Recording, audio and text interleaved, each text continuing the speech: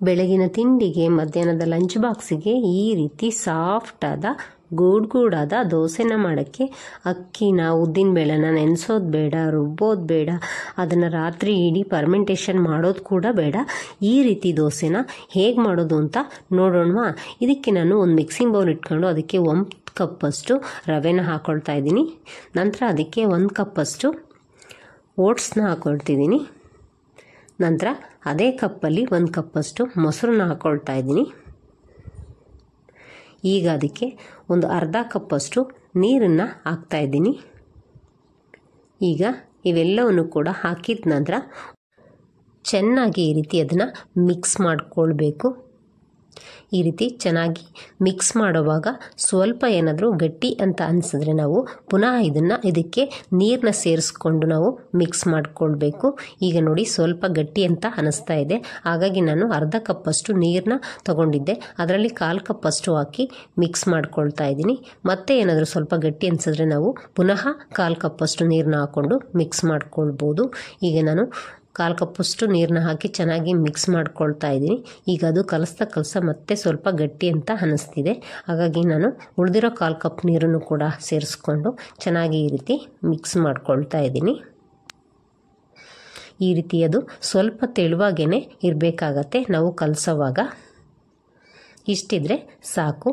ನೋಡಿ ಇವಾಗ ಯಾವ ಹಂತದಲ್ಲಿ ಇದೆ ಅಂತ.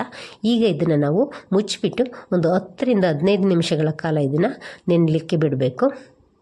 ಈಗ ಕಂಪ್ಲೀಟಾಗಿ ಒಂದು 10 ರಿಂದ 15 ನಿಮಿಷಗಳ ನಂತರ ನಾನಿಲ್ಲಿ ಮಿಕ್ಸಿ ಜಾರ್ಗೆ ಅರ್ಧ ಕಪ್ಪಷ್ಟು ತೆಂಗಿನಕಾಯಿ ತುರಿನ ಹಾಕ್ಕೊಂಡಿದ್ದೀನಿ. ಅದಾದ ನಂತರ ನಾನು ಓಟ್ಸು ಮತ್ತು ರವೆನ ನೆನೆಸಿಟ್ಟಿದ್ದೆ ನೋಡಿ, ಅದನ್ನು ಕೂಡ ಇದೇ ಮಿಕ್ಸಿ ಜಾರ್ಗೆ ಸೇರಿಸ್ಕೊಳ್ತಾ ಇದ್ದೀನಿ. ಈಗ ಈ ಮಿಶ್ರಣನೆಲ್ಲ ಸೇರಿಸಿದ ನಂತರ ಗ್ರೈಂಡ್ ಮಾಡಲಿಕ್ಕೆ ಸ್ವಲ್ಪ ನೀರು ಬೇಕಾಗತ್ತೆ. ಈಗ ಇದಕ್ಕೆ 1/4 ಕಪ್ಪಷ್ಟು ನೀರನ್ನು ಸೇರಿಸ್ಕೊಳ್ತಿದ್ದೀನಿ. 1/4 ಕಪ್ಪು ನೀರನ್ನ ಸೇರಿಸಿದ ನಂತರ ಇದನ್ನು ನಾವು ಸ್ಮೂತಾಗಿ ಗ್ರೈಂಡ್ ಮಾಡಿಕೊಂಡು ತರಬೇಕು. ಈಗ ಇದನ್ನು ನಾನು ಸ್ಮೂತಾಗಿ ಗ್ರೈಂಡ್ ಮಾಡಿಕೊಂಡು ಒಂದು ಮಿಕ್ಸಿಂಗ್ ಬೌಲ್ಗೆ ಹಾಕ್ಕೊಳ್ತಾ ಇದ್ದೀನಿ. ಮಿಕ್ಸಿಂಗ್ ಬೌಲ್ಗೆ ಹಾಕಿದ ನಂತರ ಮಿಕ್ಸಿ ಜಾರ್ನ ತೊಳೆದು ಸ್ವಲ್ಪ ನೀರನ್ನು ಸೇರಿಸ್ಕೊಳ್ತಾ ಇದ್ದೀನಿ. ಸುಮಾರಾಗಿ ಒಂದು 2 ರಿಂದ 3 ಸ್ಪೂನಷ್ಟು ನೀರನ್ನ ನಾನು ಸೇರಿಸ್ಕೊಂಡಿದ್ದೀನಿ.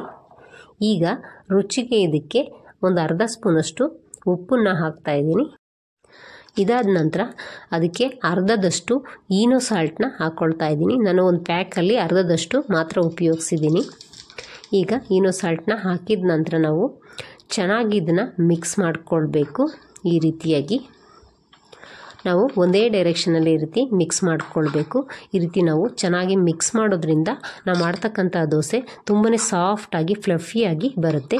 ಇದುವರೆಗೂ ವಿಡಿಯೋ ನೋಡಿದರೆ ರೆಸಿಪಿ ಇಷ್ಟ ಆದರೆ ಒಂದು ಲೈಕ್ ಕೊಡೋದನ್ನು ಮರಿಬೇಡಿ. ಹಾಗೆ ಸಬ್ಸ್ಕ್ರೈಬ್ ಮಾಡ್ಕೊಳ್ಳಿ, ಬೆಲ್ ಐಕಾನ್ನ ಒತ್ತಿ ಆಲ್ ಆಪ್ಷನ್ನ ಸೆಲೆಕ್ಟ್ ಮಾಡ್ಕೊಳ್ಳಿ. ಆಗ ನಾವು ಆಗ್ತಕ್ಕಂತಹ ಎಲ್ಲ ರೆಸಿಪಿಗಳ ನೋಟಿಫಿಕೇಷನ್ನು ನಿಮಗೆ ಬರುತ್ತೆ.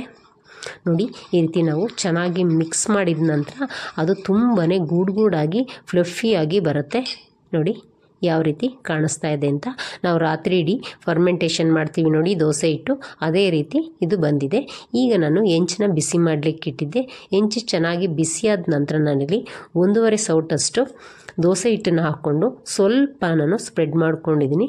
ಅಂದರೆ ಇದನ್ನು ತುಂಬಾ ತೆಳುವಾಗಿ ಮಾಡಲಿಕ್ಕೆ ಹೋಗಬಾರ್ದು, ಸ್ವಲ್ಪ ದಪ್ಪದಾಗೇ ಮಾಡಿಕೊಳ್ಬೇಕು.